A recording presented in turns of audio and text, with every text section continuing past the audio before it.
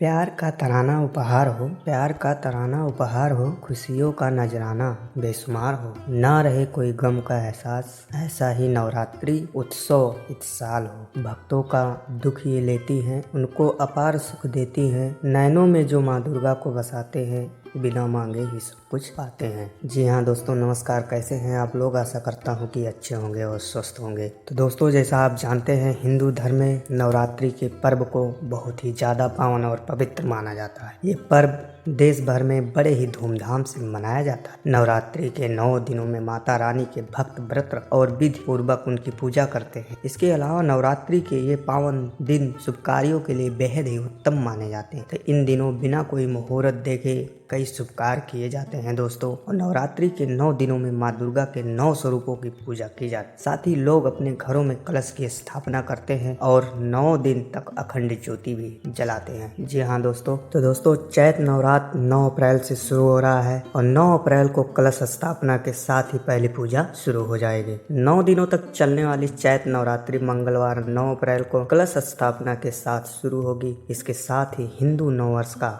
आरंभ हो। चैत्र नवरात्रि हिंदू नववर्ष के प्रथम दिन से आरंभ होती है और मंगलवार को कलश स्थापना होगी। दोस्तों, चैत्र नवरात्रि के पहले दिन शुभ मुहूर्त में घट स्थापना का भी विधान है। हिंदू धर्म में नवरात्रि का विशेष महत्व होता है और नवरात्रि के 9 दिनों में माँ दुर्गा के अलग अलग स्वरूपों की भी पूजा की जाती है। माँ दुर्गा को सुख समृद्धि और धन की देवी भी कहा जाता है। नवरात्रि के दौरान माँ दुर्गा की विधि विधान से पूजा की जाती है और मानता है कि नवरात्रि में माँ दुर्गा की पूजा अर्चना करने वाले भक्तों पर माता रानी की कृपा बनी रहती। तो दोस्तों 15 अप्रैल को महासप्तमी है और इस दिन रात में निशा पूजा होगी और 16 अप्रैल को महाअष्टमी की पूजा होगी। 17 अप्रैल को रामनवमी है, इस दिन अखंड कीर्तन भी होगा और 18 अप्रैल को दशमी है। तो आइए जानते हैं दोस्तों इस चैत्र नवरात्रि के कलश स्थापना के शुभ मुहूर्त के बारे में। तो दोस्तों, चैत्र माह के शुक्ल पक्ष की प्रतिपदा तिथि से चैत्र नवरात्रि की शुरुआत होगी। इस साल चैत्र शुक्ल की प्रतिपदा तिथि 8 अप्रैल को देर रात 11:50 से शुरू होगी। ये तिथि अगले दिन यानी 9 अप्रैल को संध्या काल 8:30 पर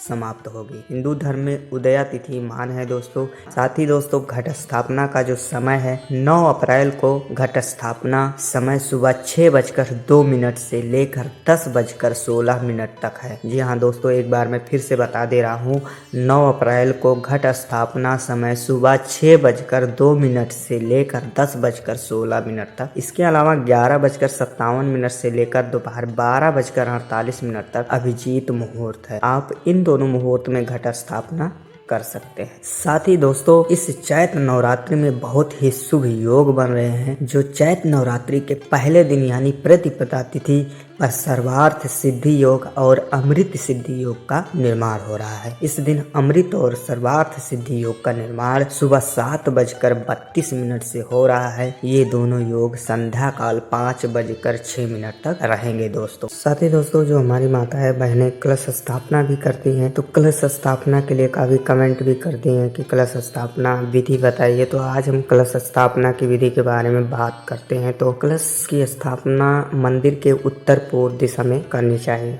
जी हाँ दोस्तों, ध्यान से सुनिएगा। और माँ की चौकी लगाकर कलश को स्थापित करना चाहिए। सबसे पहले उस जगह को गंगा जल छिड़क कर पवित्र कर ले। फिर लकड़ी की चौकी पर लाल रंग से स्वास्तिक बनाकर कलश को स्थापित करें। कलश में आम का पत्ता रखें और इसे जल या गंगा जल भर दें। साथ में एक सुपारी, कुछ सिक्के, दूर्वा, हल्दी की एक गांठ कलश में डालें। कलश के मुख पर एक नारियल लाल वस्त्र से लपेट कर रखें। चावल यानी अक्षत से अष्टदल बनाकर माँ दुर्गा की प्रतिमा रखें। लाल या गुलाबी चुनरी ओढ़ा लें। कलश स्थापना के साथ अखंड दीपक की स्थापना भी की जाती है। कलश स्थापना के बाद माँ शैलपुत्री की पूजा करें। हाथ में लाल फूल और चावल लेकर माँ शैलपुत्री का ध्यान करके मंत्र जाप करें और फूल और चावल माँ के चरणों में अर्पित करें। माँ शैलपुत्री के लिए जो भोग बनाएं गाय के घी से ही बने होने चाहिए दोस्तों। या सिर्फ गाय के घी चढ़ाने से भी बीमारी व संकट से छुटकारा मिलता है। तो देखा दोस्तों ये कलश स्थापना की विधि थी, तो आप इस तरह से कर सकते हैं। तो देखा दोस्तों मैंने इस चैत्र नवरात्रि के बारे में, शुभ मुहूर्त के बारे में और घट स्थापना के बारे में आपके लिए पूरी जानकारी लाई। तो ये जानकारी कैसी लगी दोस्तों प्लीज कमेंट में जरूर बताइएगा, और अगर आप मेरे चैनल पर नए हैं तो प्लीज मेरे चैनल को सब्सक्राइब करिएगा, लाइक करिएगा